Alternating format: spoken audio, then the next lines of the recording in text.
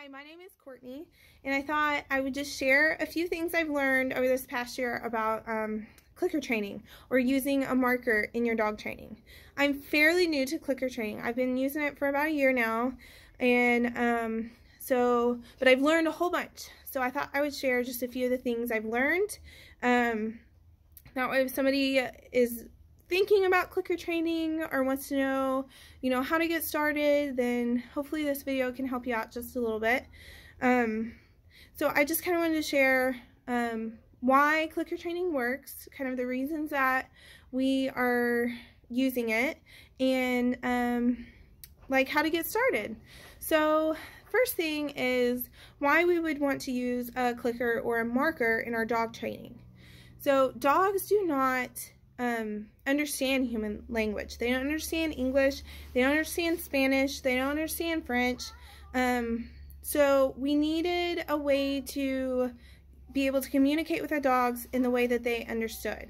So kind of like a thing I like to think about when you talk about dogs not really understanding. If you've ever seen Charlie Brown, then you know the teacher on there, when she talks, the students don't really hear what she's saying. They just kind of hear wah, wah, wah, wah, wah. So dogs are kind of the same way. So when we talk to our dogs and, oh, you're such a good boy, and, we're talking all this stuff to them, they have no idea what we're saying.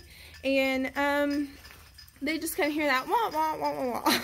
And so the only way that they can understand words is when we have made that connection between that behavior that they're doing and the word. So sit and the dog actually sitting. We have to connect that for them and drill that into them to where they know that that's what that word means. And that's what we're wanting to do. And so clicker using a marker can definitely help us with that. So there's a few different types of clickers or markers that you can use. There's a clicker, there's a tongue click, and then you can use a marker word like yes. So personally, I like the clicker just for the fact that it's the same every time. If you use a marker word, like a lot of people use yes, so if you want to use yes as your marker, you can definitely do that. But I don't recommend it, just because when you are training, if you get frustrated or you get nervous or you're whatever, your voice is going to change. You're not going to say that word the same every time. Also, we say the word yes a whole bunch of times a day. So your dog hears that word more than just when you are marking their behavior. So it doesn't mean the same thing to them. You don't get the same results from it. You can use another marker word other than yes. I mean, you could say pickle, you could say rock, you could say whatever you want. That's maybe not as common of a word, but still you have the change in your voice, and so that's kind of why I like to steer clear of that. I have used that, but if I could do it over again, I don't think I would. I think a lot of people use the marker word just because you may not have a clicker on you all the time, and so my suggestion for that would be the tongue click. And so it's kind of similar to a clicker. It's a little bit different, it sounds a little bit different, but you always have your tongue with you. So you don't ever have to worry about, if you've taught your dog that the tongue click is also a marker and they're going to get reinforcement from that, then that's a good alternative to have. I would still teach the clicker and use a clicker every single time you can, but if you're out in public and you forgot your clicker or whatever, then that would be good to have that backup and to have them know what that means also.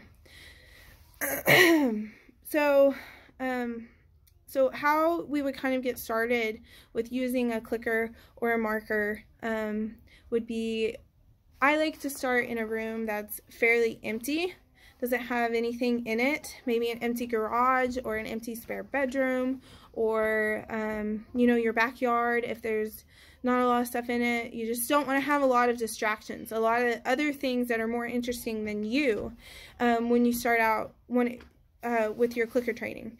So you call it loading the clicker is what you want to do. You want to teach the dog that the clicker means they're getting a reward, okay? So to load the clicker, the thing that you need to remember is 1 click equals 1 treat, okay? So every single time you hit that clicker, even if it's an accident, you give that dog a treat. because it is so important that they know that after that click comes a treat. Okay, it's more important than, say, if you accidentally mark a wrong behavior that you didn't want, or it wasn't quite to where you wanted it yet and you marked it. It's more important to give that dog a treat than it is, and not ruin how they feel about this clicker and what they know about this clicker, than it is to not give them the treat just because you didn't mean to click and that's not the behavior you wanted. So you can always have more repetitions of the right behavior that you wanted to kind of balance that out, but you do not want to teach your dog that this may mean a treat or may not mean a treat. So definitely every time you click, give that dog a treat. Okay, so back to the empty room or empty space, or distraction-free environment. You basically just want to stand in there and ignore that dog, okay?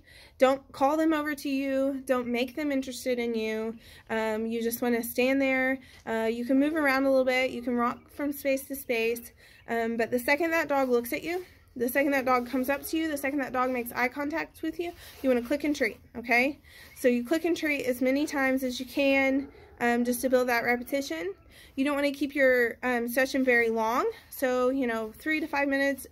Shorter than that if it's a little puppy.